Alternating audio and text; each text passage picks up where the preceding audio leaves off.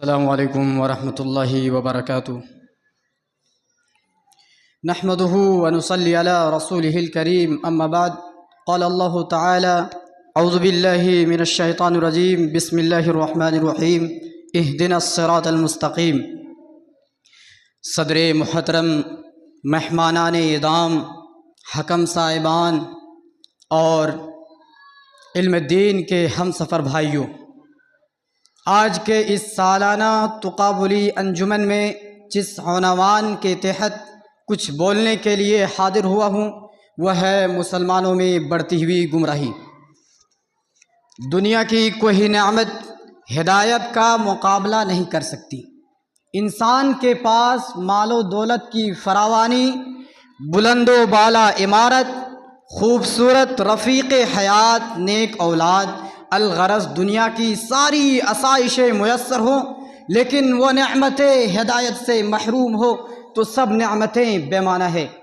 ہدایت کائنات کی سب سے بڑی نعمت ہے، جس کی بنا پر وہ اللہ کی بنائی ہوئی جنت کا حقدار بن سکتا ہے۔ قرآن مجید کی سب سے پہلی سورۃ الفاتحہ کے اندر ہی ہدایت کے طلب کی رغبت دلائی ہے۔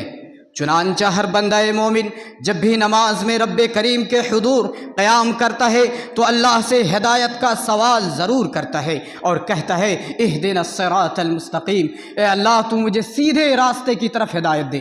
صراط الذین انعمت علیہم، اس راستے پر چلا جس پر تو نے اپنا انعام کیا ہے۔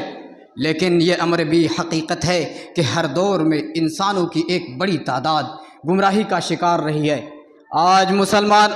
آج ہمارا مسلم سماج گمراہیوں کے عمیق دلدل میں پھنستا جا رہا ہے۔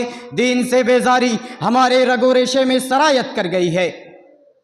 گناہ کو اب گناہ سمجھے ہی نہیں جا رہے ہیں، بلکہ ہم تو فیشن کے طور پر گناہ کرتے ہیں۔ گناہ کرنے کے بعد اس کا پرچار بھی کرتے ہیں، اور دوستوں یاروں کی محفل میں ہم بڑے شوق سے مزے لے لے کر اپنی کالی کرتوتیں فخریہ انداز میں بیاں کر رہے ہیں۔ آج ہم نے فلاں فلم دیکھی، فلاں سیریل دیکھا، فلاں گانا سنا۔ حالت تو یہ ہو چکی ہے کہ ہم گمراہی کے اس دلدل میں جا پہنچے، نعوذ باللہ، کہ ہمارے لیے آئیڈیل اور نمونہ نبی اکرم صلی اللہ علیہ وسلم کی ذات نہ ہو کر فلموں اور ڈراموں کے ہیرو ہیروئن ہو گئے۔ ہمارے لباس اسلامی لباس نہیں رہ گئے، بلکہ سیریلوں میں دکھائے جانے والے ہو گئے، گرچہ وہ لباس اسلامی اور شرعی روح سے جائز نہ ہو۔ ہماری وضاقت، ہمارا طرز تکلم، ہمارا بناؤ سنگار، سب کچھ ٹی وی سیریلوں میں دکھائی جانے والی فلم کے عین مطابق ہو گیا ہے۔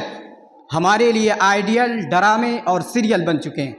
الغرض مسلمانوں میں گمراہی روز بروز بڑھتی جا رہی ہے، اور ان گمراہیوں کے کچھ اسباب بھی ہیں۔ بڑھتی ہوئی گمراہی کا ایک سب سے بڑا سبب دین سے دوری ہے۔ آج مسلمانوں کا ایک بڑا طبقہ دین اور دینی تعلیم سے ناآشنا اور نابلد ہے۔ عائشہ، فاطمہ اور خدیجہ جیسا اسلامی نام ہی فقط اس کے مسلم ہونے کی پہچان رہ گیا ہے، ورنہ دینی نالج کے اعتبار سے وہ صفر ہیں۔